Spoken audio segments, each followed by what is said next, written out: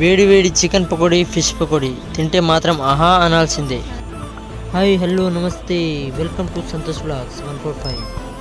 So friends, ఈరోజు మా ఊర్లో వర్షం పడి వాతావరణం చల్లగా ఉంటే వేడివేడిగా ఏదైనా తిందామని మావాడికి ఫోన్ చేసి ఏదైనా తినిద్దామని చెప్పేలోగా నా ముందున్నాడు. ఒక విషయం తెలుసా, ఎప్పుడు రాని డైలాగ్ ఒకటి నా దగ్గర ఉంది. సార్ ఏంటి సార్ అది? వెయిట్ నేనెంత ఎదవనో నాకే తెలియదు. మాకు తెలుసులేరా. తీరా షాప్కి వచ్చి చూస్తే అక్కడ లైన్లో ఉన్నారు. ఇక్కడ ఎప్పుడు వచ్చినా చాలామంది జనాలు ఉంటారు. అలా ఉంటుంది మళ్ళీ టేస్ట్.